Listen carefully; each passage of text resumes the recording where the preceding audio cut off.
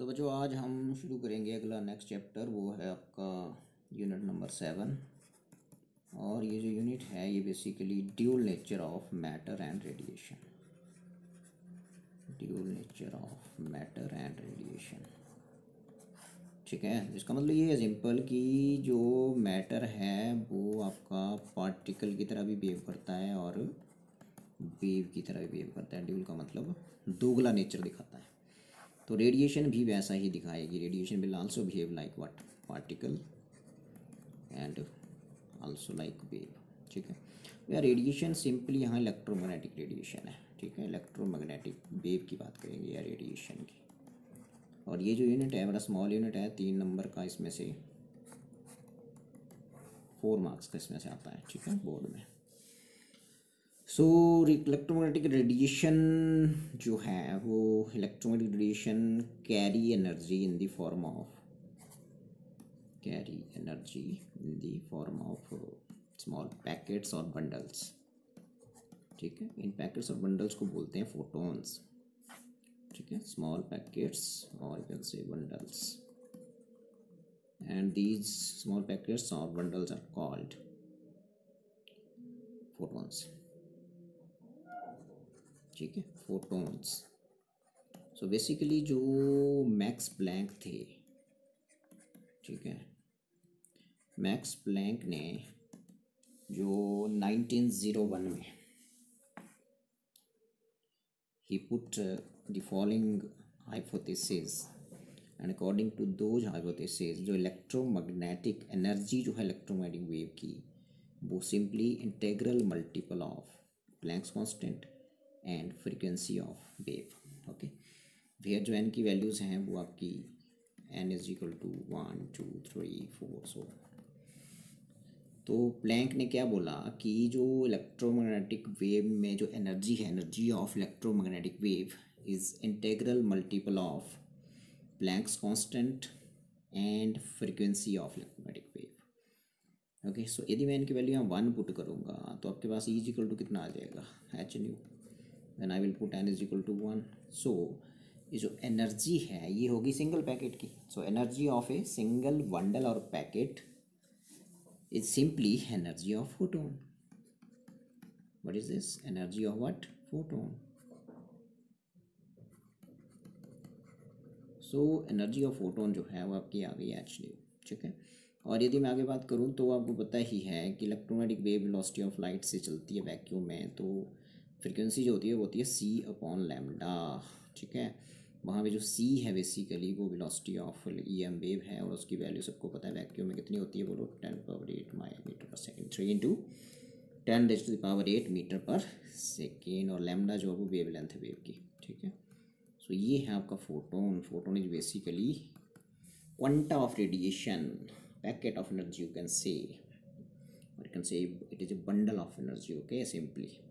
तो जो electromagnetic wave है वो कैरी करती है energy in the form of what, small packets of bundles, and these packets of bundles are called photons. So Max Planck put the following hypothesis in 1901. And what was those hypotheses? Simply he said that energy of electromagnetic wave is integral multiple of Planck's constant and frequency of the wave. This is Planck's constant, this is frequency of wave, and h की जो value होती है वो 6.625 into 10⁻⁻34 joule second. Joule, let's check the unit of h क्या होगा। यहाँ से आप यूनिट निकाल सकते हो एच का। तो एच हो जाएगा यहाँ से E/U, ठीक है। और एनर्जी करंट क्या होता है, जूल। और फ्रीक्वेंसी का क्या होता है, frequency is reciprocal of time पर सेकंड, तो जूल सेकंड बन गया ये। सो ये आ गया प्लैंक्स कांस्टेंट, ठीक है। So if I put the value of n is equal to 1, then you will get E is equal to h nu, means you will get a energy of single packet or single bundle, and that is called photon. Simply you will get this energy of a single bundle or packet, that is photon, and that energy is simply is equal to h nu, and you can put frequency है यहाँ new, और जो new की value होती है वो c/λ। तो यानी आपने फॉर्मूला बोलना है बिल्कुल नहीं, ठीक है। सो यदि हम फोटोन के ऊपर बात करें तो फोटोन जो है बेसिकली वो करेक्टरिस्टिक्स करेंगे कुछ फोटोन्स की। सो करेक्टरिस्टिक्स जो हैं फोटोन की वो ये है करेक्टरिस्टिक्स ऑफ फोटोन, ठीक है। सो फोटोन इज सिंपली, जो पहली करेक्टरिस्टिक है, travels with velocity of light, you know that, ठीक है। Speed of photon in vacuum is 3 into कितनी होती है 10⁸8। सो पहले तो इसकी वेलोसिटी की बात करेंगे, 3 into 10⁸8 metre per second in vacuum है ये, ठीक है। सो यदि फ्री स्पेस जिसको बोलते हैं, ठीक है। सो अगला आता है कि इसकी जो नेक्स्ट प्रॉपर्टी है वो है कि यदि इसकी एनर्जी एच न्यू है तो उसको ऐसे भी लिख सकते हैं सी अपॉन लैम्डा, ठीक है। एक्स प्लैंक्स कांस्टेंट है, लैम्डा वेवलेंथ ऑफ लाइट है, सी मैंने बताया वेलोसिटी ऑफ लाइट है, ठीक है। तो तीसरी है कि जो रेस्ट मास होता है फोटोन का वो 0 है। रेस्ट मास ऑफ फोटोन क्या है भाई 0, रेस्ट मास ऑफ फोटोन 0। अब आपको पता है कि मास और वेलोसिटी में रिलेशन होता है, m is equal to m0 1 minus v square upon c square. Einstein ने इक्वेशन दी है, तो ये फॉर्मूला दिया आइंस्टाइन ने, ठीक है। वहाँ सी वेलोसिटी ऑफ लाइट है और जब बॉडी रेस्ट में थी तो उसका मास है ये m0, और जब बॉडी मोशन में है और वेलोसिटी v से चल रही है तो उसका मास ही होगा, ठीक है। सो मास वेरी कर जाएगा वेलोसिटी के साथ, लेकिन ये वेलोसिटी लगभग c के आसपास होनी चाहिए, तभी ये फॉर्मूला वैलिड होता है, ठीक है। सो मैंने बोला कि वेलोसिटी जो है फोटोन की वो v इज इक्वल टू क्या बताई मैंने, c बताई। तो यदि v की जगह मैं यहाँ c पुट करूँगा तो m कितना आ गया यहाँ से m0, तो 1 माइनस 1 हो गया ये, तो नीचे क्या आ गया ये वी स्क्वेयर, हाँ। और यदि यहाँ से m0 यदि मैं निकाल लूँ तो m0 कितना आएगा यहाँ से,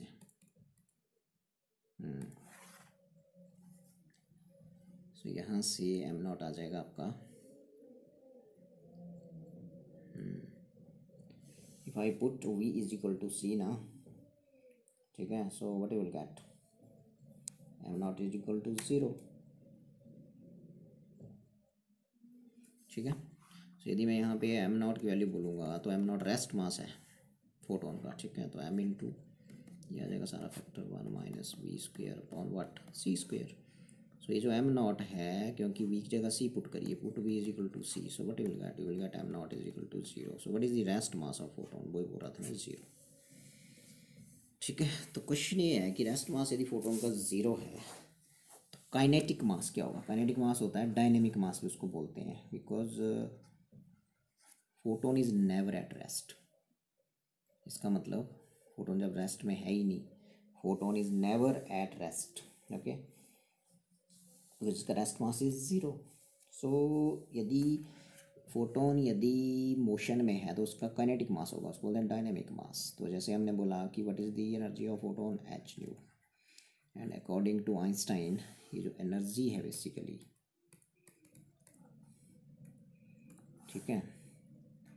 सो एनर्जी एक तो आइंस्टाइन ने बोला कि mc² भी होती है एनर्जी, ठीक है। और एक यदि मैक्स प्लैंक है वो तो इसे लगाएं तो एनर्जी एच न्यू भी होती है। तो यहाँ से आप इन दोनों इक्वेशन को इक्वेट कर दो, तो यहाँ जो m की वैल्यू आएगी, सो mc² इज इक्वल टू कितना आ जाएगा यहाँ से बोलो एच न्यू, ये है वो आपका m, इसको बोलते हैं dynamic mass. What is this dynamic mass of photon, so H new upon what c², ठीक है। अब एक न्यू अपॉन सी की वैल्यू होती है लैम्डा, तो बन गया एच 1 अपॉन लैम्डा, तो बन गया एच अपॉन सी लैम्डा, भी इसको लिख सकते हैं। ऐसा इसलिए हुआ बिकॉज न्यू अपॉन सी क्या होता है 1 upon lambda. So nu upon c की जगह लिख दिया मैंने 1 अपॉन लैम्डा, और एक सी बच गया यहाँ पे, तो ये भी डायनेमिक मास आ गया। So what is this kinetic mass और what dynamic mass of photon, dynamic DYNAMIC dynamic mass of photon. So ये आ जाएगा। और फोटोन जो है वो न्यूट्रल है, याद रखेंगे कि फोटोन न्यूट्रल है यदि, सो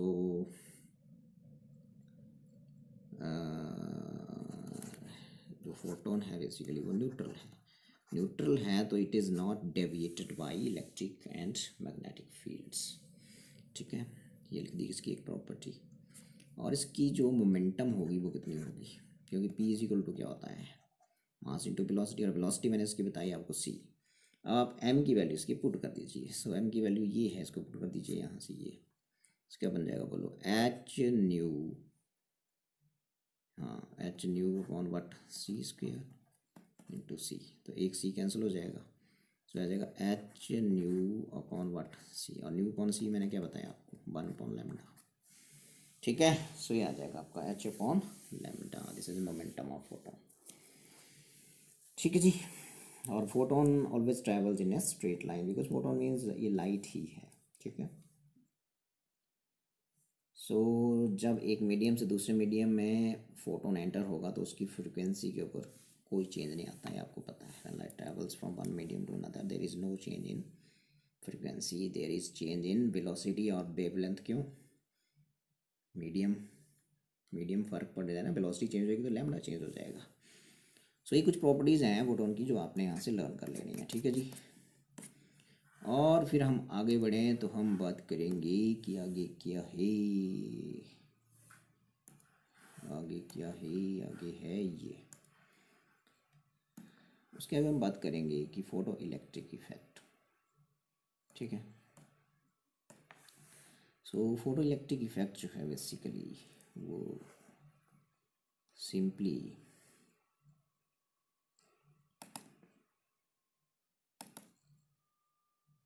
ये देखिए। ठीक है, so now we are going to shift to photo electric effect. So photo electric effect basically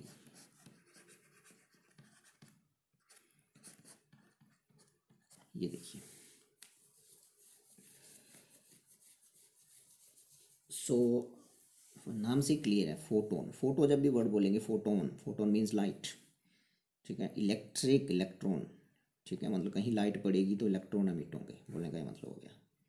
कहीं लाइट पड़ेगी किसी सरफेस पे तो क्या एमिट होंगे, इलेक्ट्रॉन्स। ठीक है, सो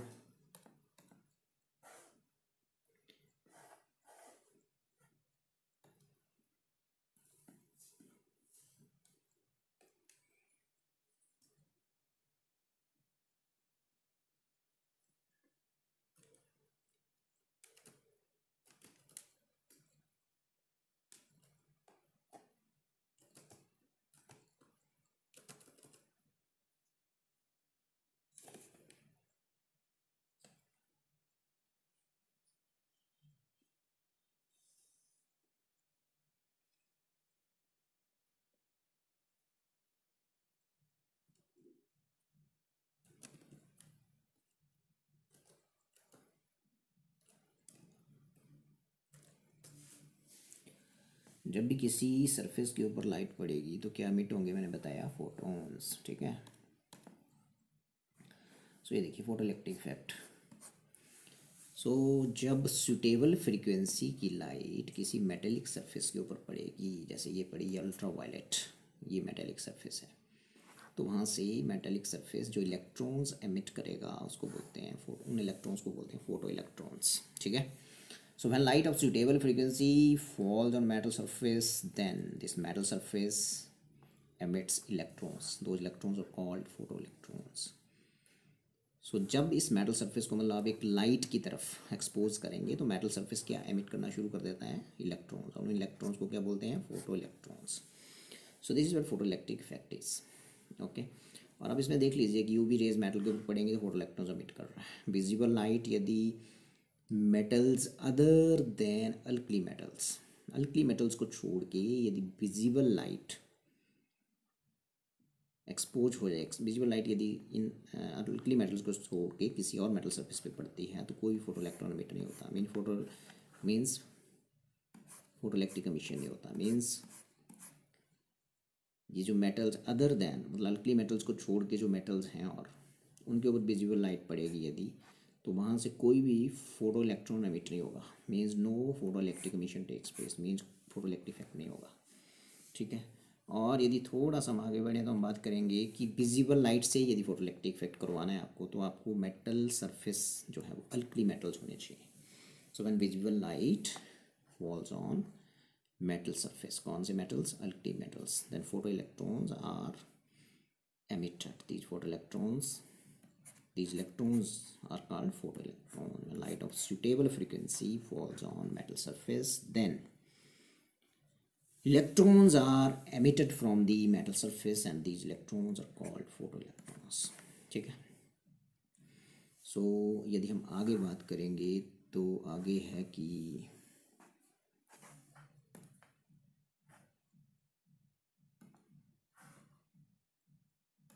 जो फोटोइलेक्ट्रिक इफेक्ट है ये,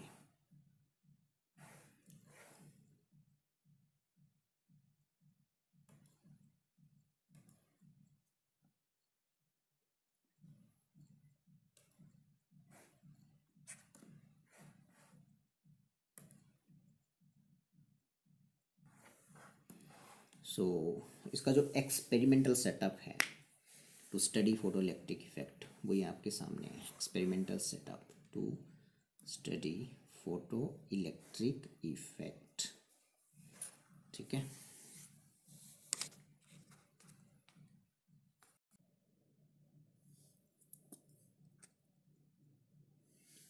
सो ये है आपका experimental setup to study photo electric effect. तो इसमें बड़े ध्यान से देखेंगे कि इसमें है क्या क्या। सो एक्सपेरिमेंटल सेटअप में जो आपके सामने दिख रहा है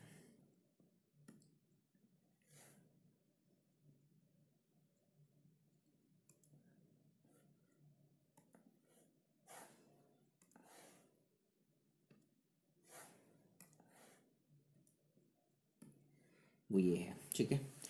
सो एक्सपेरिमेंटल सेटअप में ये है, it consist of A vacuum tube. ये वैक्यूम ट्यूब दिख रही है आपको यहाँ पे, vacuum tube. That tube is fitted with 2 electrodes, this is cathode and this is anode. Okay, ये कैथोड है और ये क्या है, एनोड है। Cathode is simply A metallic cathode and which emit 4 electrons, ठीक है। ये एमिट करेगा इलेक्ट्रॉन्स को। और ये सिंपली एक एनोड है ये, और ये भी सिंपली मेटल का ही बना है। इसका काम है सिर्फ कलेक्ट करना, जो यहाँ से इलेक्ट्रॉन्स एमिट हुए उनको कलेक्ट करना। So this is simply A charge collecting plate. Charge को जो कलेक्ट करेगी वो प्लेट है ये एनोड, ठीक है। This is cathode. Cathode simply क्या करेगा, 4 इलेक्ट्रॉन्स एमिट करेगा और उसको कलेक्ट कौन करेगा, एनोड करेगा कनेक्ट, ठीक है। और ये जो नीचे लगाया गया है ये सिंपली एक variable, it is a source of variable potential. ये सारा सिस्टम में नीचे दिख रहा है, मतलब यहाँ से आपको वेरिएबल पोटेंशियल मिलेगा। It is a source of variable potential, ठीक है।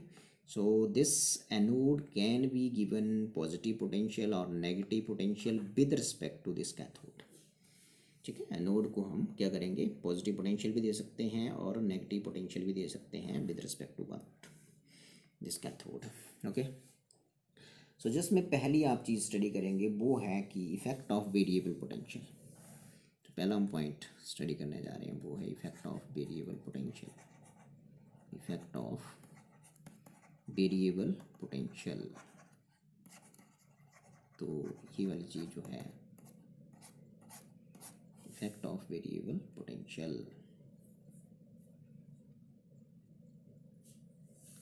तो वेरिएबल पोटेंशियल का क्या इफेक्ट है इसके ऊपर ये स्टडी करेंगे, ठीक है। और इसमें एक और चीज़ रहेगी बोलने को कि यहाँ पे क्वार्ट्स की विंडो होती है अभी, जहाँ से लाइट को रास्ता मिलता है यहाँ इस कैथोड के ऊपर इंसिडेंट होने के लिए। So this tube is provided with this quartz window, and through this window incident light, that may be UV light, which which crosses through this window and falls on this metal surface, ठीक है। और मैंने बता दिया this is क्या है ये बताइए, this is variable, this is simply a source of variable potential, ये source of variable potential. And this anode is given a positive potential or negative potential with respect to cathode with the help of this source of variable potential, okay। so यदि हम आगे बढ़ें तो effect of variable potential हम study करने जा रहे हैं। इफेक्ट ऑफ वेरिएबल पोटेंशियल जो है उसको स्टडी करने के लिए हमने ये चीज़ें देखी, इसको करेंगे पहले। सो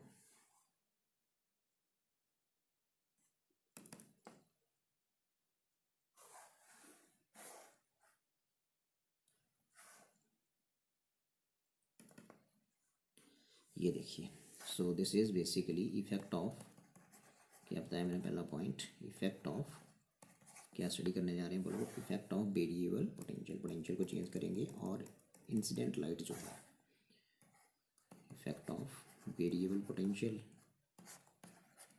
और इसमें हम एक चीज़ और करेंगे कि जो पोटेंशियल का इफ़ेक्ट क्या है फोटोइलेक्ट्रिक करंट पे, ठीक है। सो इसमें एक चीज़ और करेंगे कि फ्रिक्वेंसी और इंसिडेंट लाइट जो है उसकी इंटेंसिटी उसको चेंज नहीं करेंगे। Frequency and intensity of incident light is kept constant जब हम इसको स्टडी करेंगे, ओके। सो आप यहाँ देखिए कि क्या होने वाला है, ध्यान से सुनेंगे। सो जैसे ही हम ये बोल रहे हैं कि वेरिएबल पोटेंशियल का क्या इफ़ेक्ट है, तो जब मैं वहाँ से लाइट ऑफ सुटेबल फ्रिक्वेंसी जब पड़ेगी सो जब light of suitable frequency metal surface पे पड़ेगी तो वहाँ से फोटो इलेक्ट्रॉन्स एमिट होंगे कैथोड से और वो एनोड की तरफ जाएंगे, ठीक है। सो यदि मैं पहले वाली बात करूँ तो ये था बेसिकली, ये था आपके लिए, देखो ध्यान लगाएंगे थोड़ा सा, यहाँ पे ये वाली चीज़ थी ये, ठीक है। सो जब लाइट सूटेबल फ्रीक्वेंसी की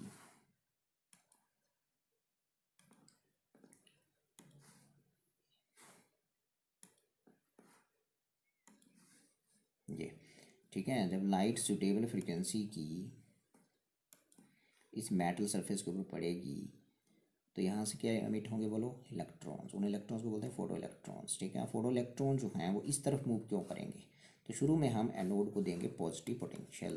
कैसा पोटेंशियल देंगे, पॉजिटिव पोटेंशियल। किसको देंगे भाई, एनोड को। सपोज इनिशियली एनोड को हम पॉजिटिव पोटेंशियल देते हैं। सो यदि पॉजिटिव पोटेंशियल देते हैं तो फिर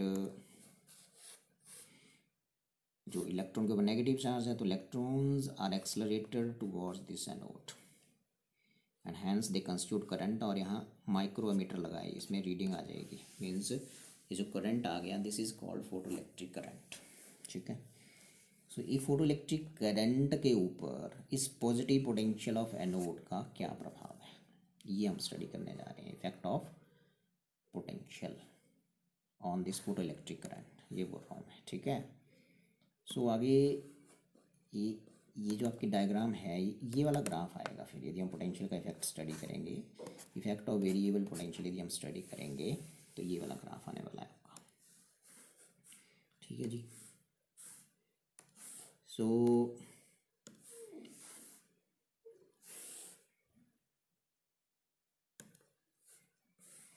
ये देखिए, ध्यान सुनेंगे। इस एक्स एक्सिस के लॉन्ग मैंने potential of anode A plot करा है और इस तरफ को फोटो इलेक्ट्रिक करंट है, ठीक है। सो फोटो इलेक्ट्रिक करंट को चलो आई पी बोल देते हैं, तो आई पी इस तरफ है, ठीक है। ध्यान लगाएंगे, जैसे जैसे मैं एनोड के पोटेंशियल को बढ़ाता जाऊँगा, मतलब पॉजिटिव पोटेंशियल को बढ़ाएंगे, यू विल फाइंड कि फोटो इलेक्ट्रिक करंट बढ़ना शुरू हो रहा है। देखो ये देखो ये देखो। सो एज जैसे पोटेंशियल बढ़ा रहे हैं एनोड का तो photo electric current starts increasing, ठीक है। And more electrons are emitted by cathode, therefore जो आपका फोटो इलेक्ट्रिक करंट है वो इंक्रीज़ होगा, ठीक है। सो एक स्टेज आएगी कि जितने भी फोटो इलेक्ट्रॉन्स कैथोड के पास थे वो सारे के सारे उसने एमिट कर दिए और वो कहाँ पहुँच गया, आके एनोड के पास, ठीक है।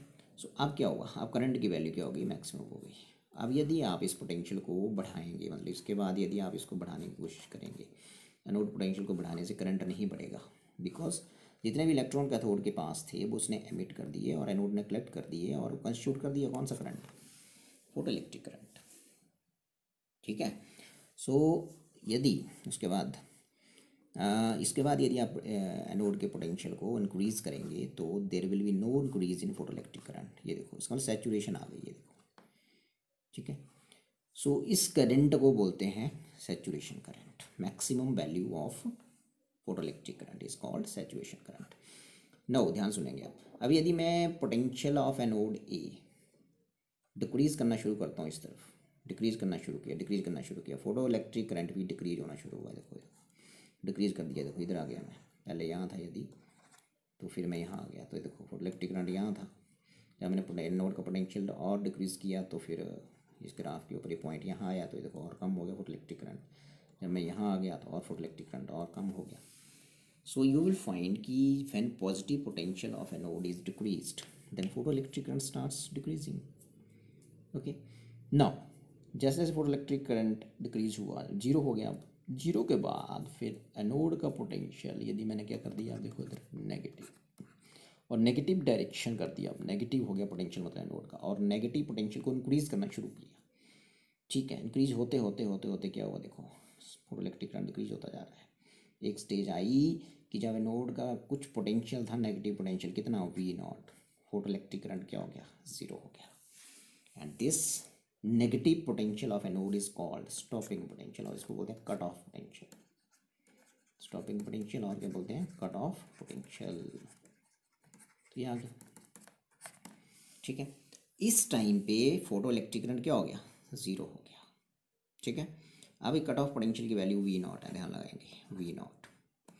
अब मैंने ये लिख दिया कि आपको पता ही है कि पोटेंशियल होता है वर्क अपॉन टेस्ट चार्ज, पढ़ा है आपने, work done per unit test charge. तो यहाँ से डब्ल्यू हो गया क्यू, क्यू नॉट ई।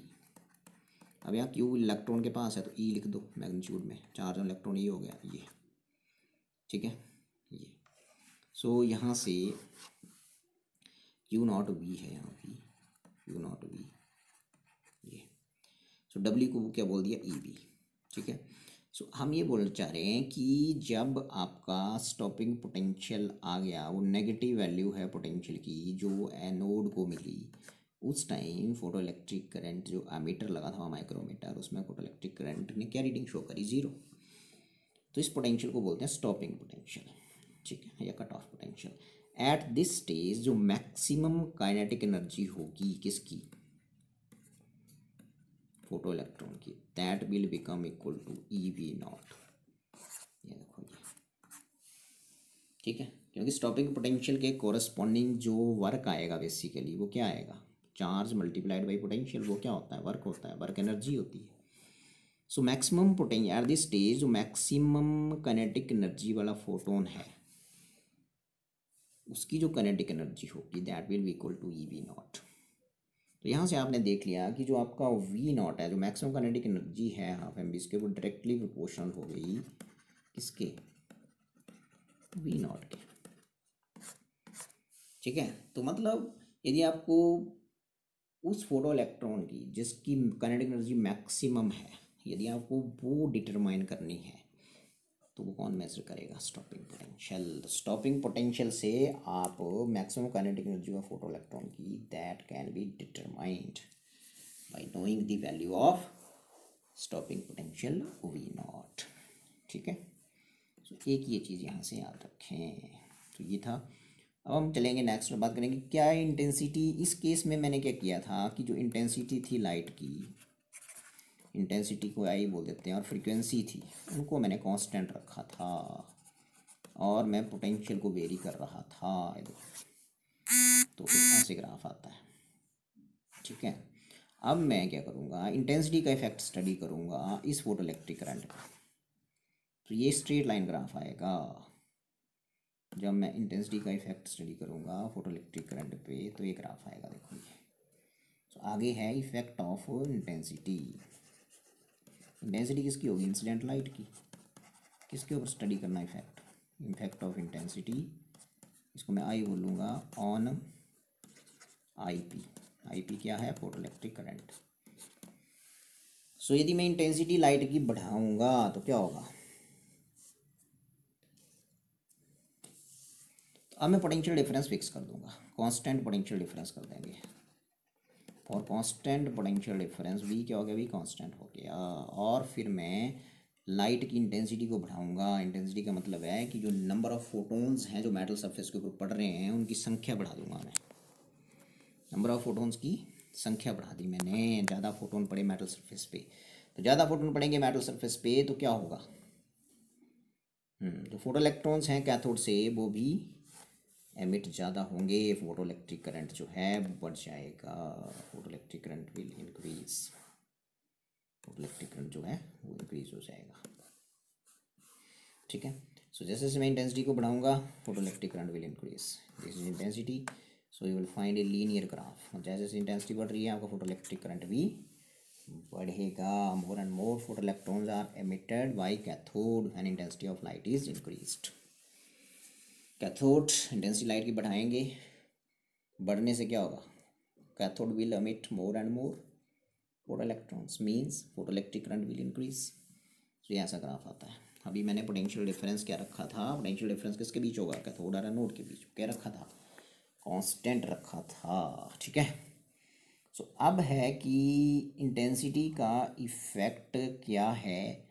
अब मैं इधर तो आई पी रखूँगा, लेकिन अब इंटेंसिटी मैं इंक्रीज़ करूँगा I1 से, मान लो मैंने I2 कर दी, और फिर मैं स्टडी करूँगा कि यदि मेरा ऐसे ग्राफ है तो इधर मैंने अब पोटेंशियल ले लेना है, ठीक है। सो पोटेंशियल यहाँ पे ले लेंगे, ठीक है। जो पॉजिटिव पोटेंशियल या जो नेगेटिव पोटेंशियल प्लेट ए को देंगे कैथोड को, वो यहाँ पे ले लेंगे आप। सो अब मैं यहाँ पे पोटेंशियल का इफ़ेक्ट स्टडी करूँगा फोटो इलेक्ट्रिक करंट पे, लेकिन इंटेंसिटी एक पहले I1 रखूँगा फिर I2 कर दूँगा। तो ये होने वाला है, देखो ये देखो अभी ये होने वाला है, ठीक है। तो इसको ध्यान से देखें। सो ये होने वाला है अभी,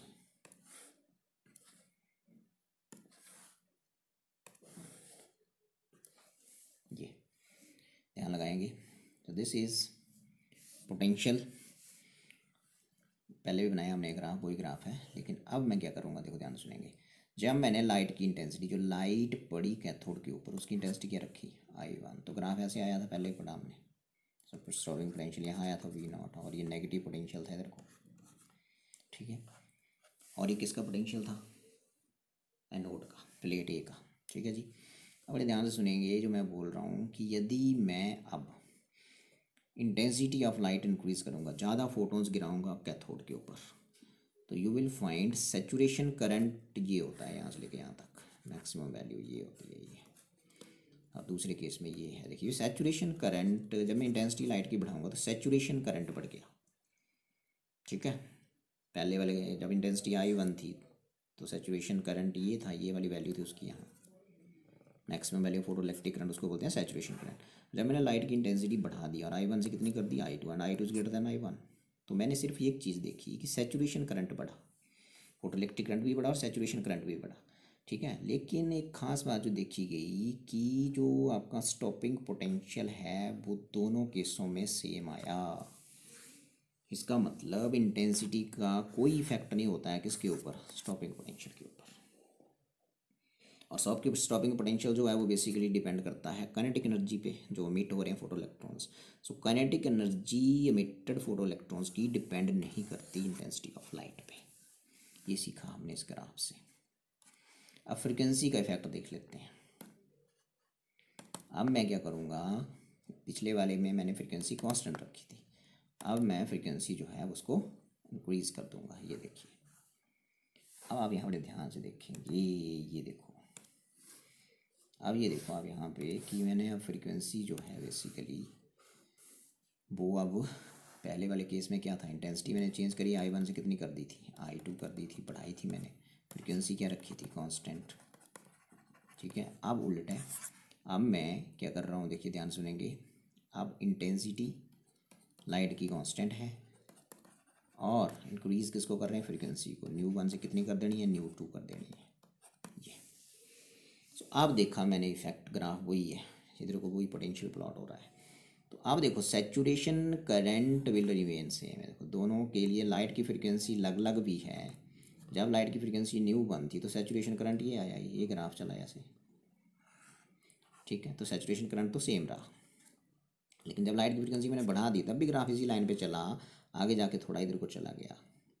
और फिर मैंने देखा कि यदि मैं इलेक्ट्रिक पोटेंशियल को, अब मैं यहाँ से पहले तो इंक्रीज़ किया मैंने, तो ठीक है सैचुरेशन वैल्यू आ गई IP की, लेकिन जब मैंने एनोड के पोटेंशियल, पॉजिटिव पोटेंशियल को डिक्रीज़ करना शुरू करा, डिक्रीज होने के बाद जीरो हो गया, फिर मैंने इसको नेगेटिव, फिर ये नेगेटिव हो गया और नेगेटिव पोटेंशियल को भी इंक्रीज़ करना शुरू करा, तो मैंने देखा कि स्टॉपिंग पोटेंशियल पहले वाली फ्रिक्वेंसी ν1 के लिए यदि V01 आया, तो जो दूसरी फ्रिक्वेंसी ν2 थी जो ν1 से ज़्यादा थी, उसके लिए स्टॉपिंग पोटेंशियल पहले वाले पोटेंशियल से ज़्यादा आया। इसका मतलब क्या हो गया, फ्रिक्वेंसी डिपेंड करती है, स्टॉपिंग पोटेंशियल डिपेंड करता है फ्रिक्वेंसी ऑफ इंसिडेंट लाइट पे। Stopping potential simply means kinetic energy of emitted photoelectrons. Stopping potential is directly proportional to maximum kinetic energy of emitted photoelectrons. Stopping potential depend करा the frequency पे, तो maximum kinetic energy of emitted photo electron also depends upon what frequency and is independent of what intensity of incident light. ये सीखा आपने यहाँ से, ठीक है। आगे चलें और बात करेंगे आगे क्या है। आगे ये है, अब हम स्टडी करेंगे कि what is meant by threshold frequency. ये है चीज़ यहाँ से नोट करने वाली, ठीक है। अब आप देखेंगे यहाँ पे जब मैंने प्लॉट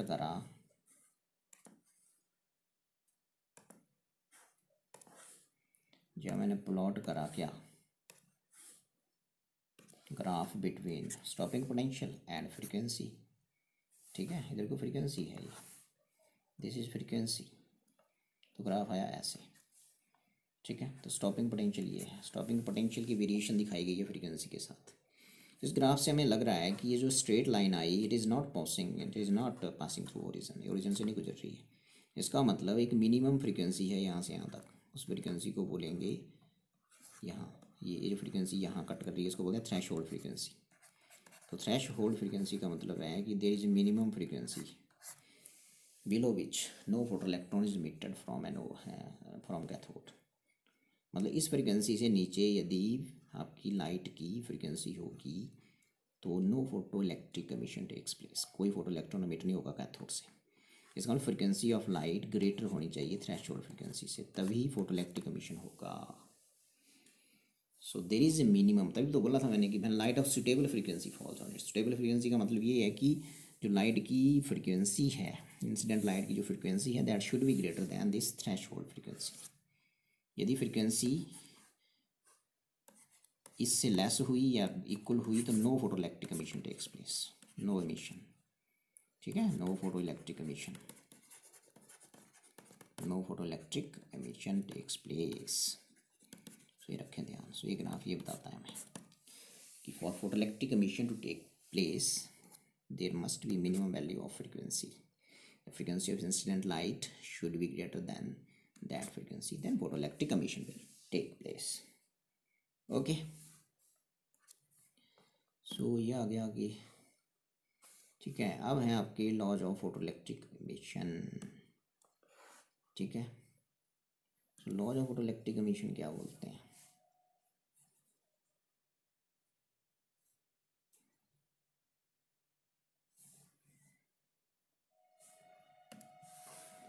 सो नेक्स्ट है अब laws of photo electric emission. तो अभी जो हमने पूरा एक्सपेरिमेंट किया फोटो इलेक्ट्रिक इफेक्ट का एक्सपेरिमेंटल सेटअप आपने देखा, तो laws of photo electric emission में बेसिकली वही है जो भी पढ़ा। पहला पॉइंट पढ़ा कि फोटो इलेक्ट्रिक एमिशन यदि होना है तो frequency of light should be greater then threshold frequency, तभी मेटल सरफेस के ऊपर यदि लाइट पड़ेगी, यदि उसकी फ्रीक्वेंसी थ्रेशोल्ड फ्रीक्वेंसी से ज़्यादा है तो फोटो इलेक्ट्रिक एमिशन होगा, अदरवाइज नहीं होगा, ठीक है। दूसरा है कि जो आपकी फोटो इलेक्ट्रिक करंट है, ठीक है, number of photo electron emitted per second, उसको बोलेंगे फोटो इलेक्ट्रिक करंट, ठीक है। तो फोटो इलेक्ट्रिक करंट है जो मैंने ग्राफ बनाया था ऐसे ऐसे कुछ ये। सो फोटो इलेक्ट्रिक करंट जो था बेसिकली वो डिपेंड कर रहा था इंटेंसिटी पे, तो ग्राफ स्ट्रेट लाइन आया था। और एक ग्राफ और बनाया था ऐसे कुछ, याद होगा आपको, ऐसे वाला, यहाँ स्टॉपिंग पोटेंशियल आया था और इधर को क्या प्लॉट हो रहा था IP, और इधर को क्या था V, ठीक है, जो पोटेंशियल एनोड को देते हैं वो था ये।